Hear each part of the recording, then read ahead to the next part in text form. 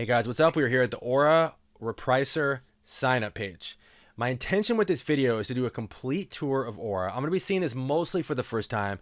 I took a peek inside Aura a while ago, but I'm mostly seeing this with fresh eyes. So you and I are going to share this together. I'm going to go inside Aura, go through all the features, and just kind of walk you through the journey of somebody who signs up, going through the process of understanding Aura, all the features, taking a little tour, and then ultimately getting to the point where we can use Aura to reprice our Amazon inventory, okay? So Aura's got this reputation of being one of the more kind of high-end complex repricers. Also one of the ones that pushes this AI feature the most that a lot of repricers are pushing right now. I'm not sure if this is the time and place. I don't want to get ahead of ourselves here, but I'm pretty skeptical of AI as applied to repricing because I don't like the lack of transparency around what the logic this AI is applying to inventory is. They don't really divulge that in every repricer I've used. But let's find out. Maybe Aura is very transparent. So let's go ahead and sign up and see how this goes. We'll click begin trial. Okay, so off camera, I connected my Amazon account. That's pretty standard for most repricing tools. No need for you to see all that. So we get here, and I got to tell you, this is kind of strike one against Aura. What I was looking for when I signed up for a repricing tool, what I was looking for when signing up for Aura just now is a clear onboarding process. In other words, you sign up, right? You've never used the tool before. You have every right to wonder what exactly are the steps to get started. Any repricer that forces you to try to kind of hack your way around and figure out what you're supposed to be doing, they're not doing their job. And so I can only imagine if I was a newer seller how much more terrified I would be right now because it just dumped us on this page. And we have there's no next step. There's no onboarding page. There's no, hey, welcome to Aura. Here's step one. Here's step two. There's none of that. So that's a big strike against Aura. I should be fair to Aura. It's entirely possible there is an email in my inbox right now, like a welcome email that's like, hey, welcome to Aura. Here's the steps to get started. But I shouldn't have to check my inbox. In other words, why wasn't I not directed immediately to a page that made the steps to get started very, very clear? So it just dumped me here. So now you and I are going to have to figure this out together because I have no idea what to do. So this is definitely strike one against Aura. So I guess we're on the home page. We go to the listings page, which presumably is where my inventory is displayed. Okay, so got that. Looks like there's nothing really happening here. So next up we go to strategies. And if I had to guess, I would say strategies are basically what other repricers might call rules. There's a tool called Reprice that calls them templates.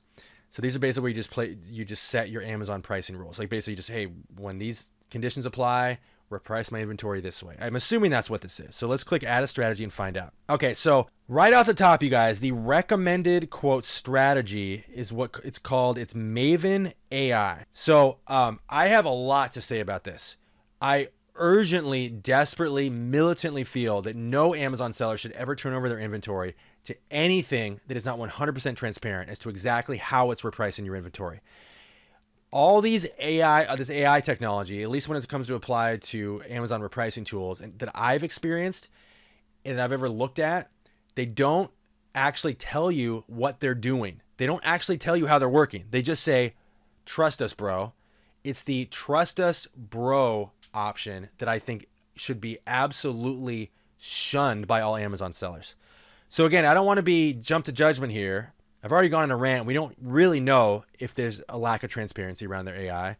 If they're like every other tool I've looked at, they're just simply not going to tell us how their AI works. They're just going to say, trust us, bro, which it's like, I don't know you. I don't know if you have my best interests in mind. I'm never just going to trust you. You are going to tell me how you're repricing my inventory or you're not going to be allowed to reprice my inventory. I feel very strongly about this. Pricing is the most sensitive part of any Amazon selling business. It's deeply personal. Pricing strategies can change from week to week. I could be desperate for rent this week and I could be flush with cash next week. I've never been asked these questions by my repricer, but they have to know the answers to these questions to know how to reprice my inventory. And that's just one question of countless. So no, I'm never going to trust AI unless the AI tells me what it's doing and why it's doing it. So the lack of transparency is my issue. So again, I've gone on a big rant. Maybe this is explained elsewhere, but I'm going to guess that it's not. So moving on, we're definitely not choosing that option, nor would I recommend you do it. So rule-based strategies. Okay, so now we're getting into more familiar language. I can understand a rule. I can't understand AI. Buy box targeting. Compete with the current buy box price by having a better offer for customers. Okay, so that makes sense. So we know what the buy box is, and that's a common pricing strategy. You just compete with the buy box price. It's not my personal strategy, but that's probably the most popular one. Okay, so next up, featured merchants. Which, by the way, featured merchant is Amazon's term for buy box. So I'm already kind of confused. Target the lowest offer of sellers who are eligible for the buy box with a better offer for customers. Okay, so how is this different than buy box targeting? I mean, again, my argument is always any software tool that forces you to think, that forces you to ask basic questions about what their settings mean has not done its job.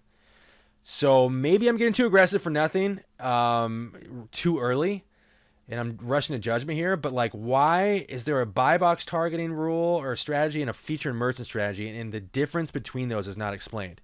Because featured merchant, if someone's been selling on Amazon for like years and they still have questions about what basic terminology means in a software tool or a repricing tool, the repricer has not done its job.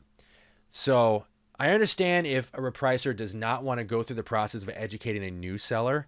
In other words, they don't want to hold the hand of the new seller through every Amazon terminology that exists. That's a lot of heavy lifting. I understand why a repricer wouldn't want to do that. But if your tool is confusing to someone who's been selling on Amazon for a while, that's a problem on your part. That's your problem. So it's possible if I dug deeper here, this would make sense. But right off the top, I'm like, I don't like all the ambiguity around what's the difference between buy box and featured merchant. Okay. Next up is the lowest price strategy. Target the lowest overall offer with a better offer for customers. That I can get my head around. Very, very straightforward. Got it. Next up is custom, created for you. Create a custom strategy, decide who to target. Okay, so I'm definitely going to use this one. And I would recommend, without knowing anything else about this tool, I'm definitely recommend everyone else use this as well, because this way you have complete control. So first off, we choose competition. Let Aura know what type of offer you want to target and which types of sellers you want to exclude.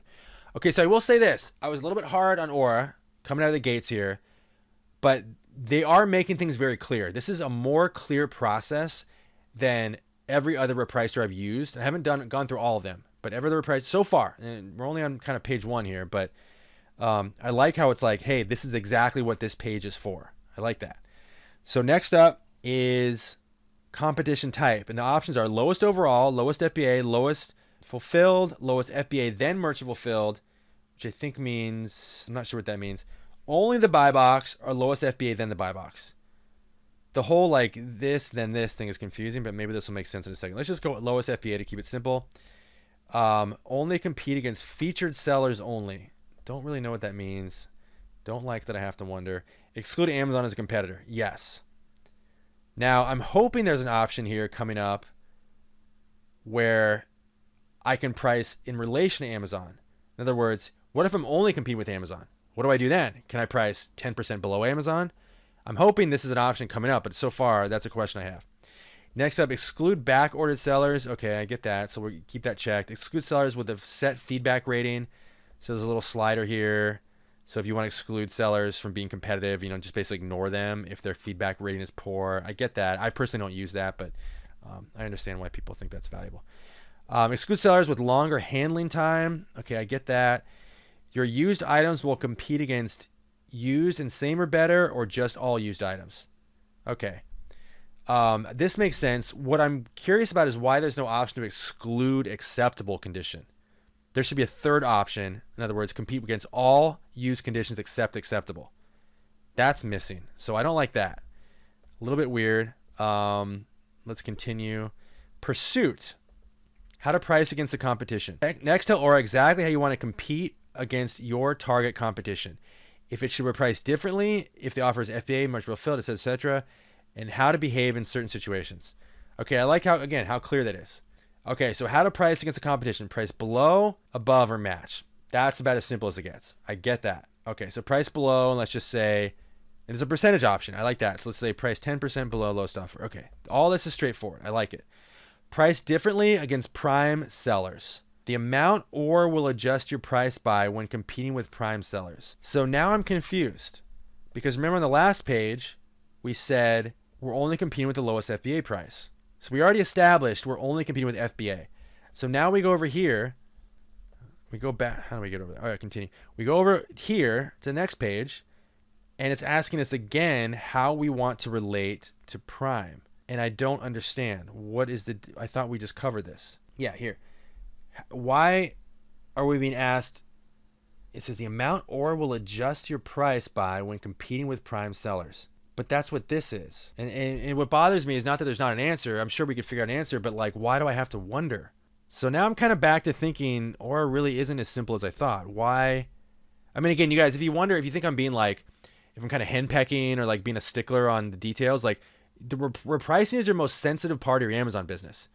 So like you shouldn't just get 90% comfortable that your repricer is doing what you think it's doing. You need to be 100% certain that you understand every single setting and that your inventory is being repriced exactly the way you intend it to. Because pricing problems compound. So let's just say this setting here, I didn't understand it. And I was just like, oh, well, I don't really get it, but let's move on. I'll just set 10%. What if this is repricing 10% of my inventory 10% lower than it should? That compounds hour after hour, day after day, year after year, month after month, et cetera, et cetera. So that one little like, oh, I don't really get it, so I'm just going to move on, could be costing me thousands of dollars a year. So there is no such thing as a small pricing decision. So I am annoyed is actually the word. Sorry to be blunt, but I'm annoyed that I have to wonder what this is. So really annoyed. I don't even, and there's no like little pop-up box where it's like, hey, if you want more information, hover over this. Like that, like a little dialog box. That, I think they call it a tooltip. There should be a tooltip here. It's not. There's not. So I have no way to answer this question. So don't like that, but let's move on. Price differently against Amazon. The amount Aura will adjust your price when compete with Amazon. So, okay. So this is what I was asking for a second ago. So now I'm happy. So I want to price below Amazon by, let's just say $1. Okay.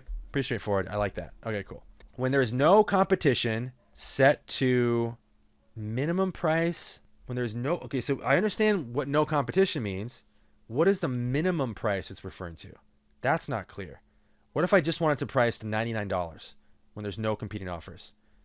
I guess that'd be customized price, but then what is the current price? Action for Aura to take when no competition is found on a listing. Very, very confusing. What is a current price? And why am I being asked for the minimum maximum in two different places? Again, really, really annoying. Like, why is this so confusing?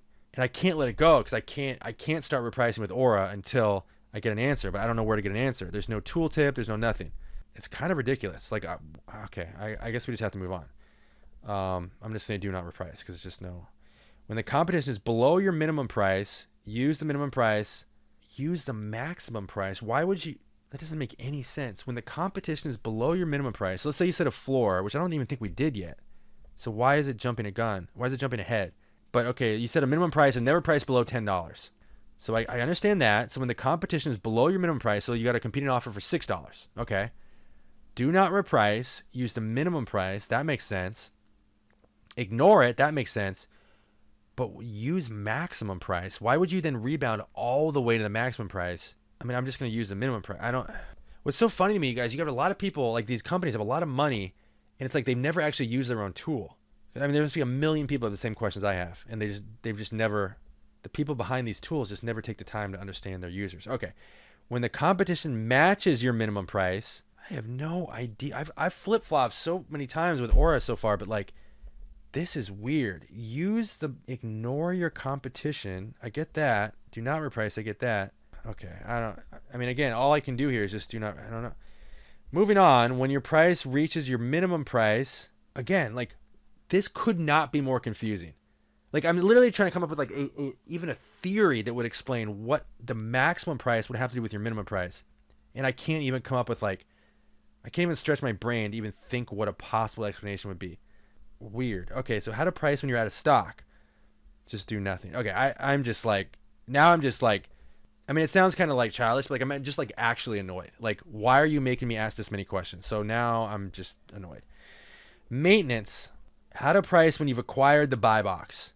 Aura will adjust your price to the next most likely buy box winning offer above yours once you're in the buy box.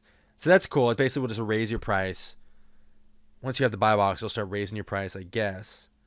It will just, it'll raise your price so that you don't sell your item for less than what you could. Tell Aura how to price, behave once you've won the buy box. Do not reprice. Okay, I mean, I kind of get that. I'm just going to move past it now. Okay, so minimum maximum price. So very, very weird that we were asked to make settings based on our min-max before we actually set the min-max. Just like, it it makes me very uncomfortable. Like, what am I missing here? But okay. In this step, we're going to set your pricing strategy with strategy-wide minimum maximum prices. So this is fundamental for any repricer. You have to have a minimum maximum. You can't just let your repricer run wild. There has to be boundaries set. So I get that. How to calculate your minimum and maximum price. So ROI, profit margin, fixed profit. I understand that. Minimum ROI. What I don't like is that what I thought this was is where we set a minimum and maximum price. But we're setting a minimum maximum price based on ROI only. So there's profit margin, fixed profit, and it's basically saying we're never going to price below if your profit is less than 5 cents in this example. And it's true. I mean, you hopefully don't ever want to sell anything at a loss, but there are times when you, by the way, I think profit is a poor word. I think they mean payout, because it's not really going to know your profit unless it asks for your buy cost somewhere. So I don't see that. Maybe there's an example here, but there's no. Okay, what I'm confused by is, what if I want to sell something for less? Like, if this means payout, you would never want to sell something that has a minimum payout. But minimum profit is a weird way to phrase it, because my buy costs aren't known yet. So how does it know my profit? So it might sound like I'm nitpicking, but that is kind of an important distinction. Like, I need to know what it's referring to here. But okay, minimum fixed profit, maximum fixed profit. I can't imagine why I want to set a maximum, set a ceiling on my profit. That's extra weird. There might be a logical explanation as to why someone that would be useful to a seller in some scenario, but I can't imagine what that would be. I think it's a little bit weird. So profit floor, but again, I thought we just set that. What's the difference between a minimum profit and the profit floor? If enabled, or will use this value as a fixed lower bound on profit while calculating your minimum price. Okay, but I thought we just did that. This literally says minimum profit, and then it says the exact same thing right here. What if I set this to $1 and this to $2? Which one does it honor? This does say includes all costs, so presumably we are going to enter a buy cost at some point. I mean, these are saying the exact same thing, so what's the difference? Man, you guys, I mean, this is my grievance with all repricers. They all have a clarity problem. They all have a simplicity issue. It would be so simple to go through and just explain in plain English what these features mean. Brutal. Profit calculator, skews or sample at random to showcase minimum maximum profit. I mean, I get it. I guess it just goes through and determines a minimum maximum profit. I mean, okay. I understand why this is valuable. I don't understand why it's compulsory. And I don't understand why there are redundant options. Give your strategy a name. Aura is confusing. Confusing. Okay. And type of strategy, and then we go finish. Okay, so we set, apparently that is it. I mean, I cannot even begin to list everything that's missing from these pricing strategies. Like, we just had a custom strategy from scratch.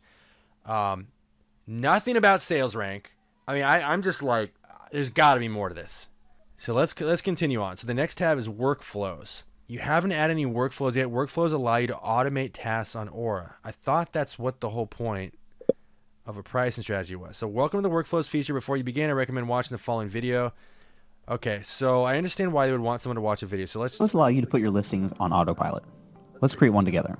First, I need to click Create Workflow. Okay, hold on. Okay, so let's attempt to create a workflow, although I'm not really clear what it is. So let's schedule repricing. Or the other option is automate your workflow when a new listing is added to Aura. I don't really understand what the purpose of this is. So I understand what a schedule is. We say reprice daily at this particular time. Okay, cool. So that's an event. So we set to reprice daily. Now what does it do daily? So the workflow is you apply a filter block, filter by marketplace, filter by strategy, filter by SKU, or filter by title. Okay, so marketplace is straightforward. I only sell in the US, so that's just what country it'll apply to. Filter by strategy, so we just created our strategy, the Aura is confusing strategy, so we'll apply it to that. And then the next option is, I'm still confused as to what we're doing right now. I'm just kind of going with the flow here. Which strategy will your workflow filter by? Go with the flow, so to speak. What strategy filter by SKU? But can we enter a partial SKU here?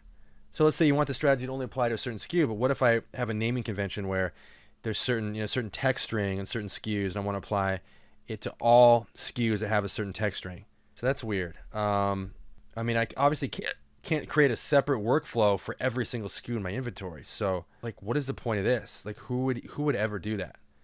Like, who would set up? You have 5,000 units in your inventory. Who would set up 5,000 workflows? I don't understand why it's not more clear about what the role of a SKU is. Filter by title. Title of what? What does this mean? Does that mean the name of the inventory item? I mean, a title would seem to allude to a book, but I guess just title could also apply just to any inventory item, I guess. But then does it have to be exact? Can it be partial? Okay. I mean, I'm just like, again, like annoyed is a perfectly legitimate emotion, especially in this context. I'm annoyed. I do like that there's a little box here I can click and I can kind of ask questions or whatever, I suppose. So this is 13 FAQs, 7 articles on getting started, 10 articles on strategies, 3 on uploads, 10 on listings, 2 on marketplace. So there's a fair amount of support articles here. So I guess I appreciate that. I haven't actually read any of them. Let's click getting started. Quick start, open listing reports in Seller Central. Okay, we don't really need any of this right now. I'm totally confused by the workflow thing. I understand the scheduling. I don't understand filter block. Pause repricing, set strategy. Okay, so it's kind of starting to make sense. So we set the schedule, and then we set the strategy that we want the schedule applied to. That filter block thing was baffling. Pause repricing. So you can say, hey, don't reprice, I guess, at night or something. So that kind of makes sense. You can pause for different periods of time. And then toggle repricing. Let's see what that does. Toggle repricing on or off for your listings. Use enable to start repricing or disable to stop. How is that a workflow thing? Like, why wouldn't there just be a little toggle switch next to every strategy or something? Okay, I guess I get it. In simple terms, you set a schedule and then you apply it to a certain strategy and then you just set it in motion.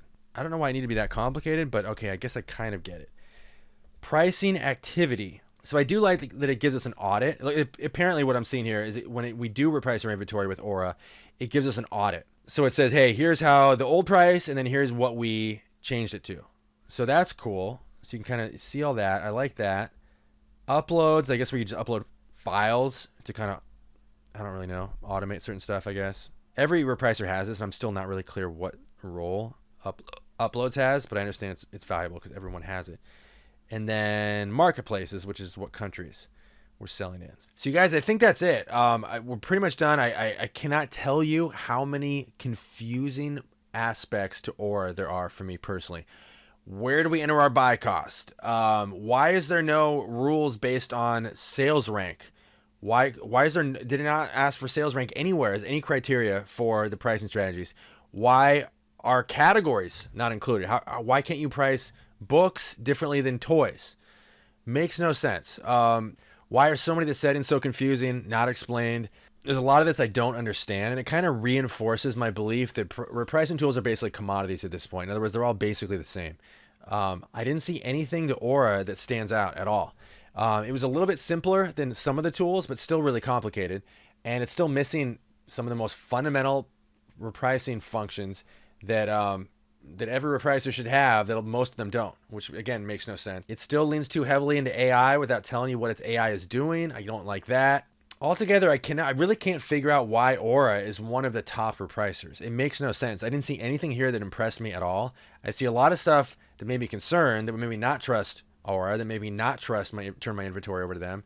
And again, this is not like a big hit piece on Aura because they're not really doing anything much worse or better for that matter than the majority of other tools out there. I mean, if anything, I'd have to say Aura is one of the better ones, just in the sense that most of them don't just have me confused on a 3 out of 10 scale. They have me confused on an 8 out of 10 scale. And Aura is probably worse than 3, but it could have been worse. But again, some of the things it's missing, it's just it doesn't even perform the basic functions of a repricer. How can you not have a separate set of strategies for one product category versus another? I mean, that's basic.